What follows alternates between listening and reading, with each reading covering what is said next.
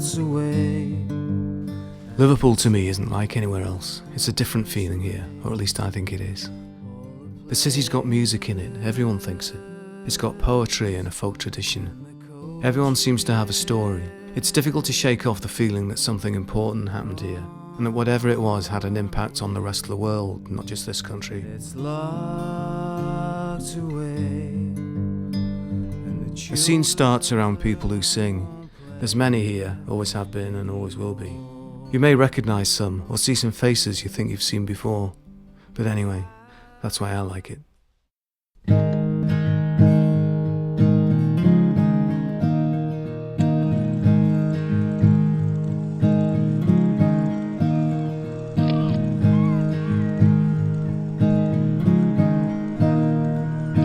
Everywhere I walk upon this earth, I can hear the sound of a distant word.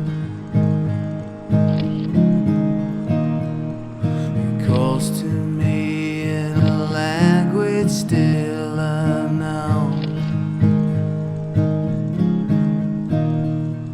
Still I hear its judgment call me home. How you gonna get through? How you gonna get through? I think we're both struck by the aura of Liverpool and what makes it different than anywhere else. Being a music writer, I decided to go to England because there's not a big music scene in Holland. It's sort of isolated in a funny sort of way, and that's given it some of the character that it's got. It's got a lot of faults and a lot of problems, and there's a lot of bad things going on. You kind of wonder if all that stuff wasn't going on, it'd be a bit dull, you know. It was probably something to do with like the ley lines or the way it's situated in the world, or there's something about the energy that's in there. You feel quite creative. I can walk from our office here up to kind of Hope Street, which I see as the other end of the city centre, within about half an hour, and even quicker on the way back because you're going downhill.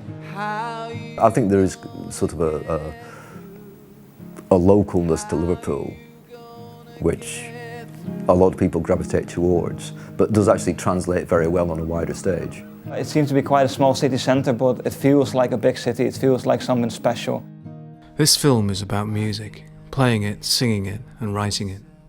It's also about doing those things in the northwest of England, specifically Liverpool.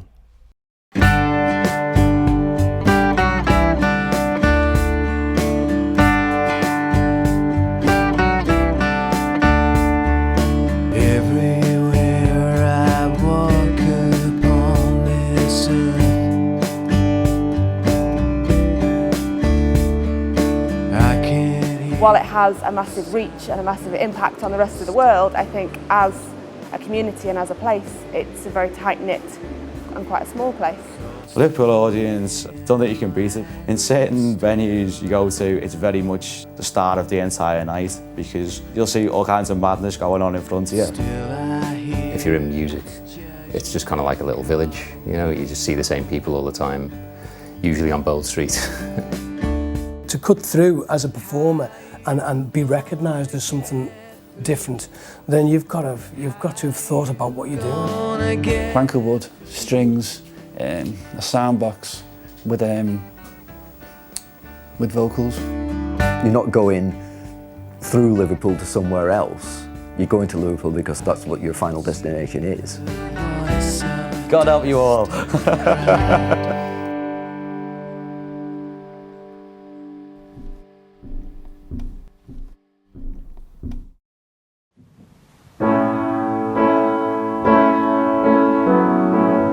I was singing about the moon until I had to change my course from faces known to places old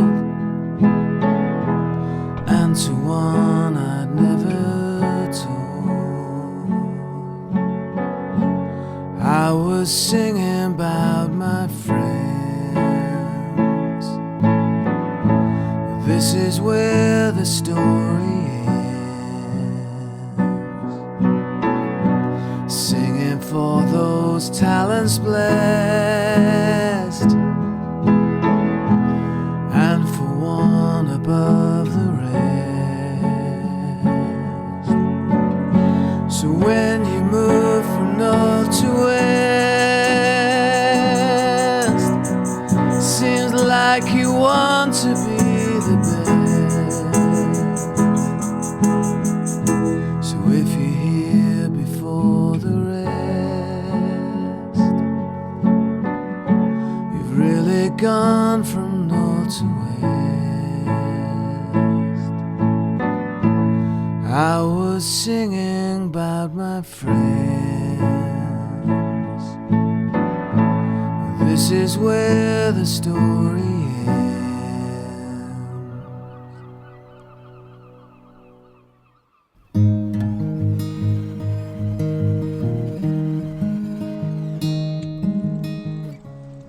I was born in Liverpool and grew up in Aintree, right next to the racecourse. If you're driving, we moved around a lot. My dad was doing well and ended up running a university.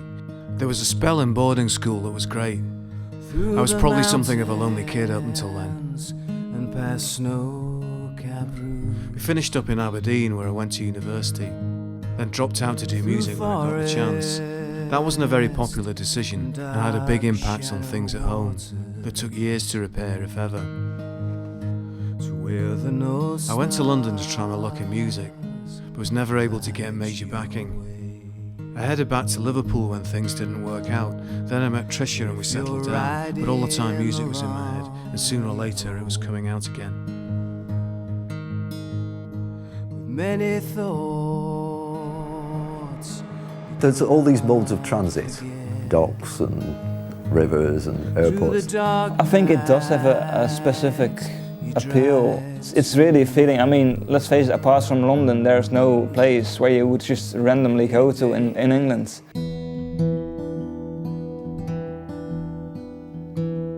The first place I played was called the Nalgo Club. In fact, it was the cricket pavilion of the Nalgo Club. What do you mean, not? I don't give a shit if you pissed or not.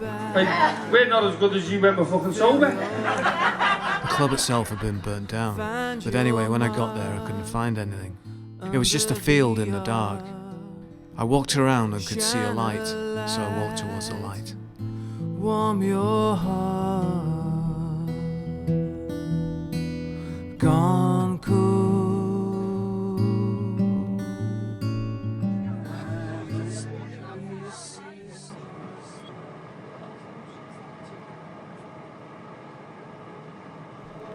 I started going to folk clubs all over, a different one each night.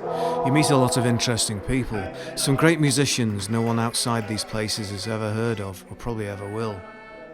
Guitar players, fiddle players, accordion players and jangling instruments that sound like a cross of 12 strings, banjos and mandolins. I got into the narrative of some of the songs. Some of those tell a story that's cruel or funny or far-fetched or whimsical, or possibly might even be true.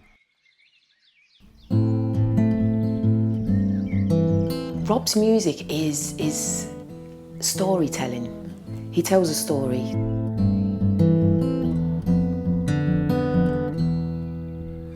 When I sit beside a flowing stream, he tells a story within his music. And ripples swim to me. They spread out far and wide, and slowly they divide. Die here at my side in pools of green. When I take a trail between the People are natural storytellers. I think that's something to do with every port city. But I think also here, because you have all the Celtic influences as well, you've got a huge oral tradition of telling stories. On a bed of leaves, we wait like willow trees, lie safe here in the sleeves of evergreen.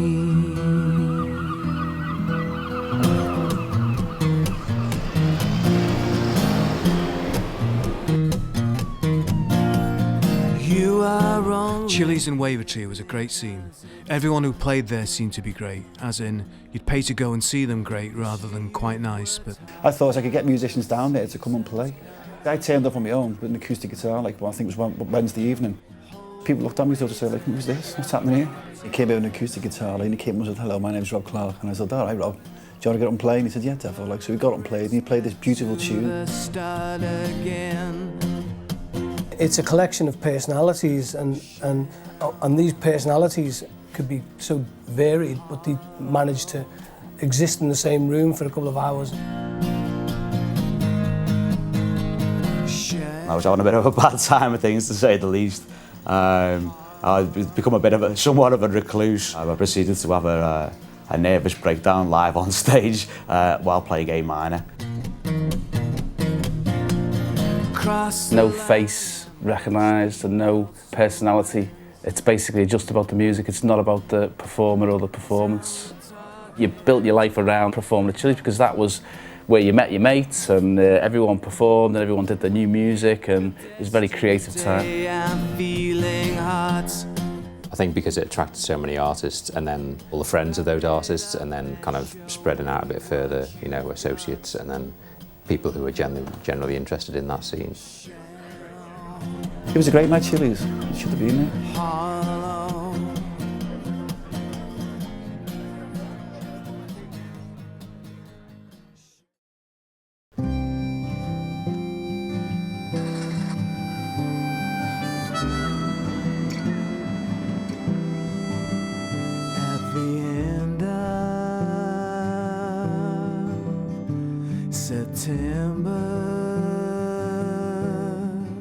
New Brighton for me is salty air, the ferry, sandcastles,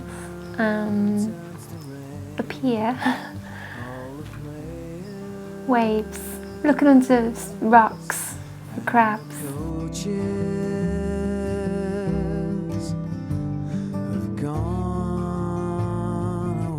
It's a lovely seaside place, and it has that kind of sleepy, run-down feel to it.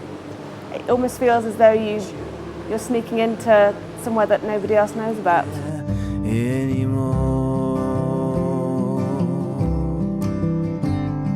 How can you be here outdoors?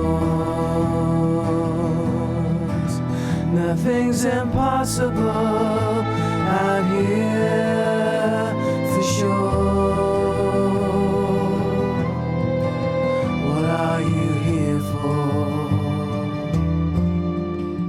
There's a great big fort there, and it still holds a gun, so it's scary too. The birds flown away with wings on the bay, and the ships won't be staying here anymore. New Brighton is the other side of the river. It's the other side of the soul of Merseyside. If there was no river, there wouldn't have been a Liverpool.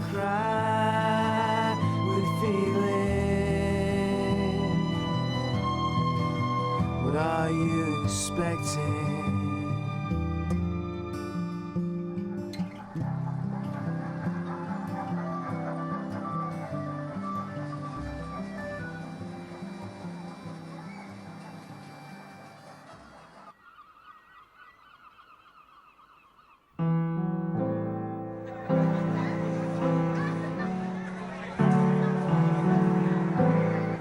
I used to walk from one venue to another. You can play 2 or 3 places in a night if you're organised to do it or want to do it. Venues like the Metro, 3345, the Zanzibar, the Everyman and the Leaf. Walking through streets crowded with people waiting to get into clubs or bars. I knew where I was going there might be hardly anyone, but somehow that didn't bother me. You've been looking for love in the wrong places. I could go out on a weekend on my own and not feel a bit fazed about it. If you're looking for love, my company usually is a book on the way there, and then I'll see whoever around, and it's a family. when you look in wide eyes for the secrets they hide. The casualties, I think sort of every relationship you'd ever make, really. Love in the wrong places.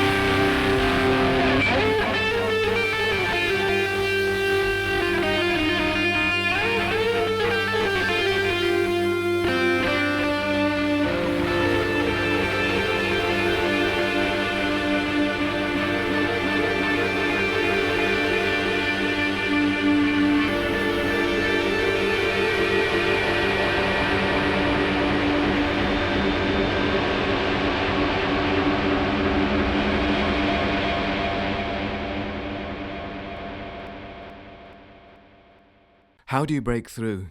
I think the riddle involved in music is that generally to be successful you need representation, an influential team behind you. But it's not necessarily easy to assemble that kind of a team without success. So there's the question. But there are always exceptions to everything.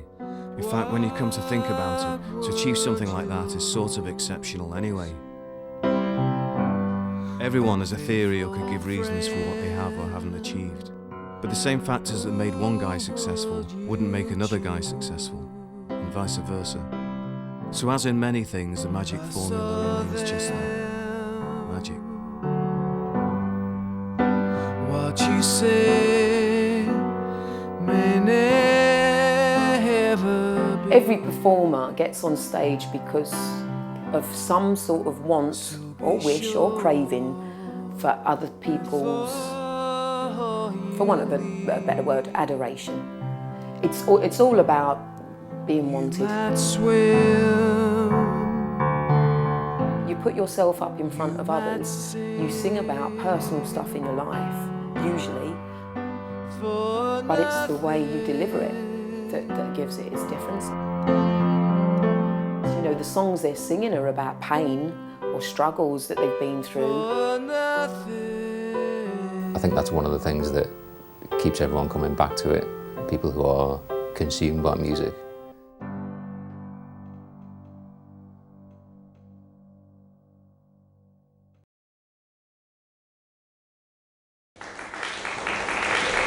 Thank you. You are allowed to make a noise. Hopefully I am as well.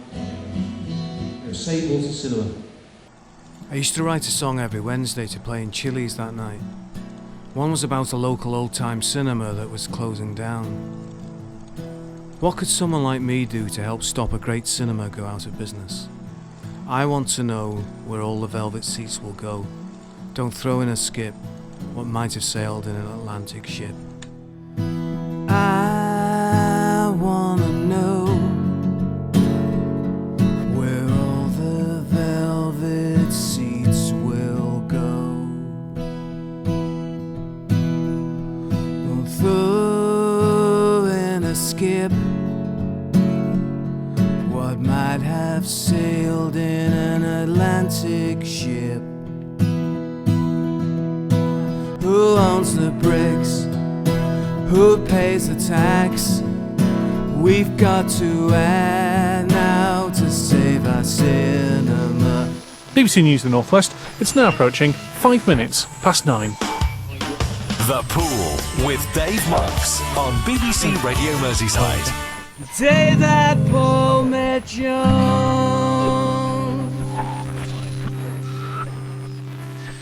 Excellent. Rob Clarke's on the pool, and he's in the studio, just done one new track from the if anyone if everyone exactly I'll try and say it again. I have that problem. If everyone is someone, then no one is anyone. Didn't make it easy for No, it's kind of meant to represent the Andy Warhol thing, really, you know, where everyone's got a bit of fame. Just a couple of minutes. That's the idea. If you've only got 2 minutes, then everyone's famous. So if everyone's someone, then no one's anyone. Well, the track that you've just done there, you're becoming something of the Woolton ambassador, I think, with your music. I do happen to live in Woolton, so it's like good subject matter. Because where you're from, it's in your backyard as such, really, all the Beatles things, and you know where it all started off. Not exactly in my backyard, but pretty close to it. Enough, The Beatles didn't form in my backyard.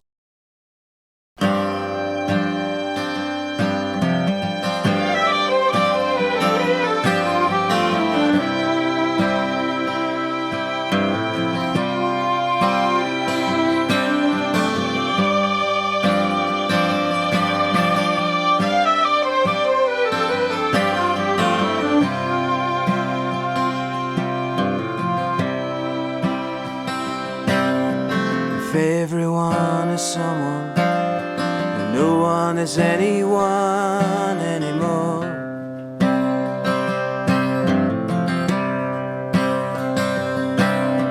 If anything is something, then nothing speaks to me no more.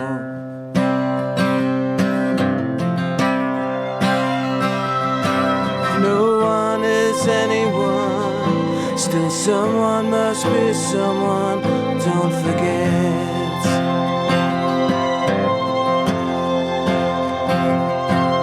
No one is anyone, still someone must be someone, don't forget.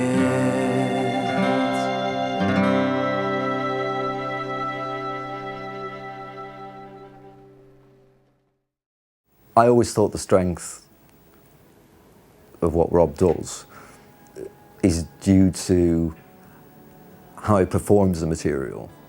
So really to do it with the minimum of artifice has always been my approach to it. If you get a performance that connects very directly with the listener so that it pushes all the emotional connections that it should, then it can exist in its own space. If we take Rob as guitar and voice, as a performer, that's the essence of what we have to capture.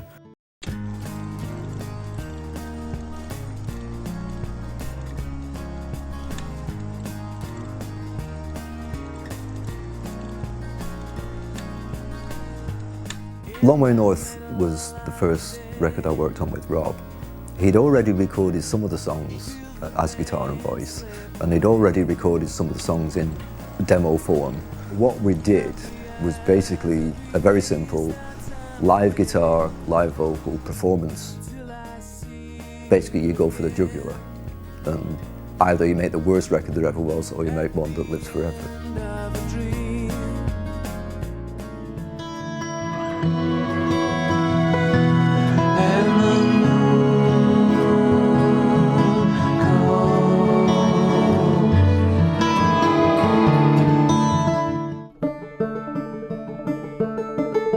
I love mere magistrate, hereby adjure persons to keep away from streets Lamb and Christian where trouble's taken place. It was a city at absolute boiling point. We were not that far from revolution. Russia had already been there, France had been there before that. The whole world was looking like it was changing. And Liverpool, as being gateway to the world, that was where the friction came. They sent in the riot squad, they read the riot act, and the army fired on civilians.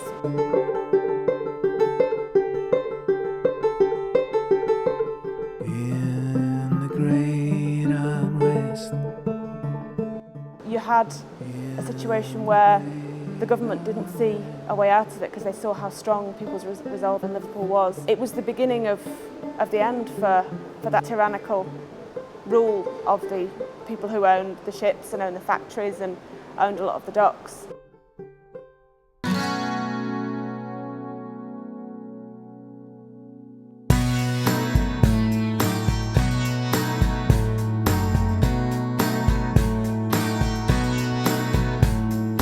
started playing in the central Liverpool, a different type of crowd, creative, students, more arty. I had these songs about different people, an artist called Tracy Emin, footballers like George Best and Alan Ball, icons like Johnny Cash, an American fan from MySpace and a hedgehog. Or to be more exact, an artist, two footballers and a hedgehog. We put them on an album called Portraits. When you get to the end of one record, you sort of have an idea about what the next one should be. And I think just the process of taking things away that took place on Long Way North made it obvious that for the second record, we had to take that to more of a logical conclusion and strip away even more.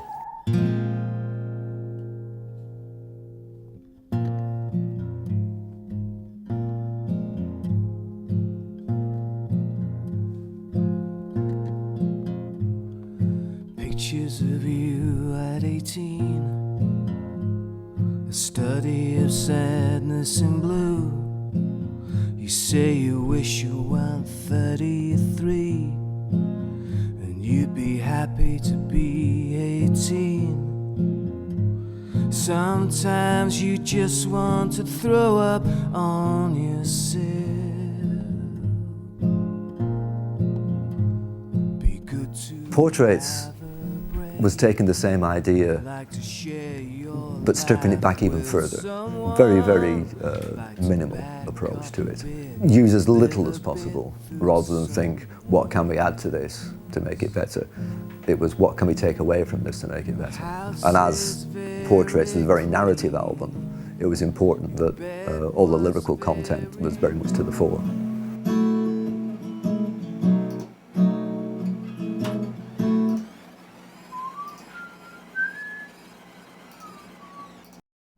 There was even less on Portraits than there was on Long Way North. I think it is quite special because it doesn't seem to be classic traditional folk music. It's more melodic, a bit more spirited really. There's a lot of humanity. There's a kind of community spirit. There's a song that he's brought in a hedgehog, like, you know, rights for hedgehogs crossing roads. He saw so many hedgehogs squashed on the road, he decided to write a song about it. It's about a hedgehog. Not a lot of people would take that seriously, but it sounds like quite a dramatic song. It sounds like a lot of things are happening, and the way he sings, the background choir, and the melody, it sounds like, you know, a eulogy to John Lennon or something. It sounds like something really big. I'm not sure I've ever written a song about an animal. I found him by my garage door. Wonder what he was looking for. Till one day he met his end. 4x4 came round the bend. So goodbye my silent friend. Your injuries I could not mend. I thought I saw an angel in white flying. Piece of music has to have like an inherent beauty. It's coming from the right place and that's the right motivation. It's about arrangements, about subjects, it's about all of that together. Looking for an easy bite.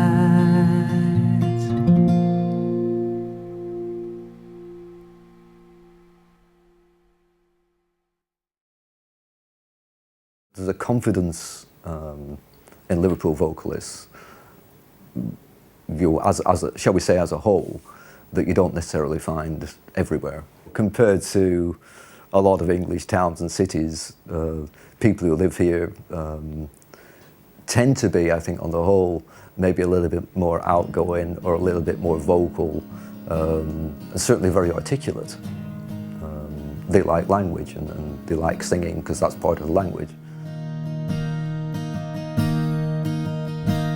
To a prominent party. One moment he could be singing about grizzled old musicians, or he could sing about hedgehogs. He can kind of like just pick a subject, and it could be like, you know, something in his hometown or something in the news, you know, or like a specific event or a historical event. And he can construct a sort of narrative that's actually convincing. As a person who sings, you've got to realise that the voice is an instrument, so something's got to dance.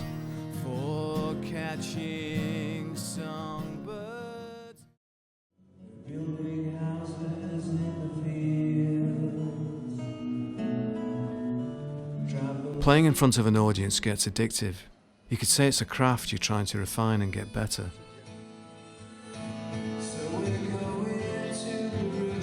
You're wanting to play and sing something as well as you can, in such a way it has meaning and feeling.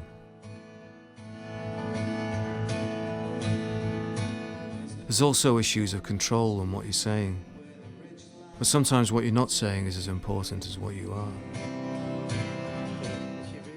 You're playing around with that really to see how far you can go.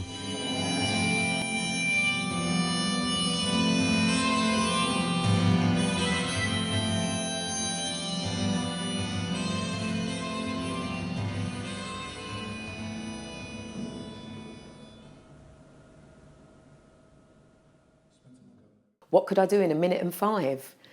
You're giving me 1 minute 5 seconds. Is that what you're saying? I could do a headstand. I could do a back bend. I could do a drum roll. Oh, you could make a really good cup of tea. I think it takes at least that long, and it's worth every second. I could do a poem, 30-line poem. That should fit in 1 minute 5. I could change my outfit. If you're going to boil a kettle for 1 cup and then leave it properly to brew, that'd take you about 1 minute and 5. Make a show of yourself. Quite easily, yeah. I think you can write songs about almost anything. I did one called 1 minute and 5.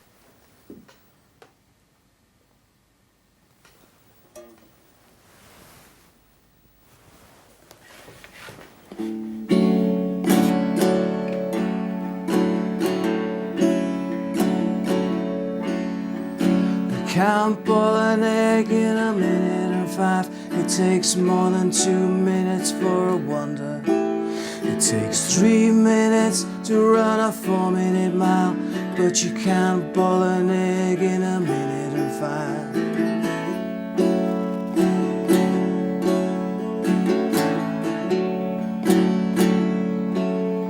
You can still change your game in injury time, but you can't boil an egg in 1 minute and 5. You can still change your game in injury time, but you can't boil an egg in 1 minute and 5.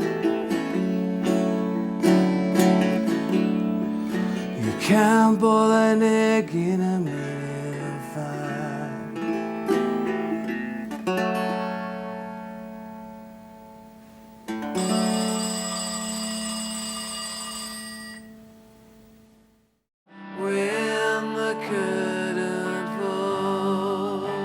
I think music is a way of life to me. It's such a pleasure to hear good music. It makes me feel better about myself, really. But there's not really any explanation for music. You can't, it isn't anything. Like, you can't hold it in your hand. You don't know what it is. It doesn't really exist. That's why I like to be not recognised or whatever, because it doesn't, to me, it makes no difference. For me, when a person gets up on stage and they have true character, it sets them apart. It's something that says something about life. Something that, whether it has words or not, something that I feel represents something that I've ever experienced. Without it, if there wasn't such a thing as music, I don't know. It's hard to contemplate, really. I'm not sure it would even be the world, because it's such an important part of all of our lives that I don't know what we would do. We'd have to find something to replace it, but I don't know where we'd even start to look for it.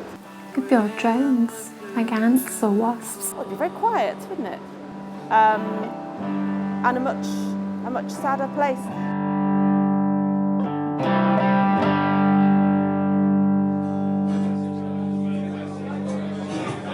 I'm going to look behind it and see if you need anyone else. Banjo playing, please, banjo. The songs are brilliant. He's got a great voice and a great sound. You like to be charmed, I think, when you're an audience member. You know, you want someone who's like engaging. He's got a nice voice. You know, that helps. You do develop a deeper relationship, and the way that you work changes because the level of trust between you, grows.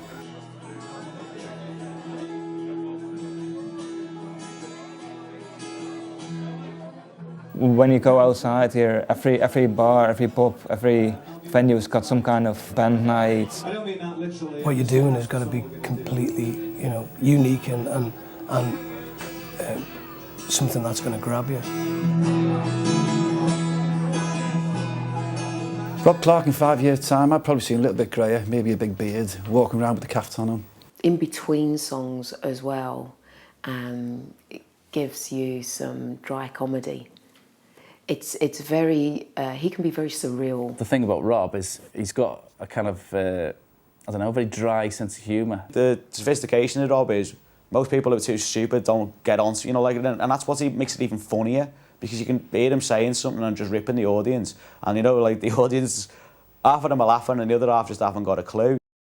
Now I think about it, he's a bit of a dunce, to be honest. I've never really liked him. In some ways, you can kind of put a spanner in the works for a little bit and sort of make people stop and think. They have just a kind of a purity about them, and that's what I think that's what anyone is searching for if they're writing songs. She might be hovering above a room in Liverpool. What am I looking for? Well, I think live, that feeling you get when a song really goes down big.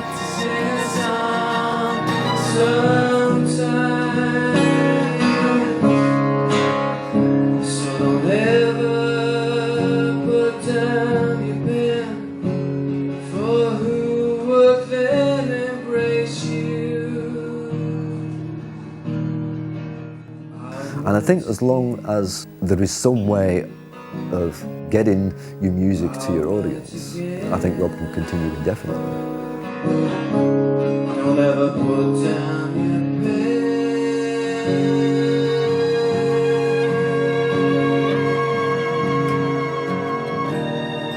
I'll say again, don't ever put down your pen.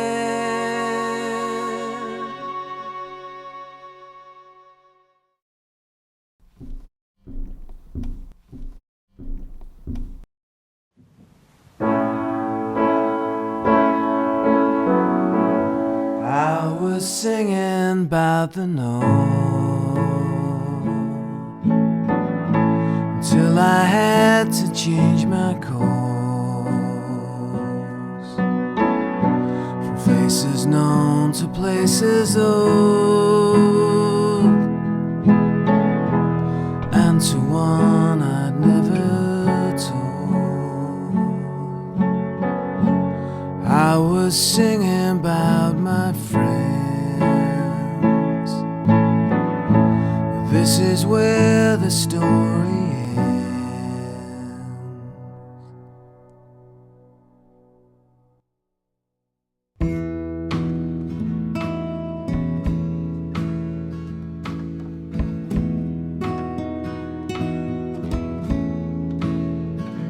Let me tell you about a time when all we had was too much time. Was a feeling I got that night that still seems real. There was a guitar playing slow, then the bass was moving low, and when the drums began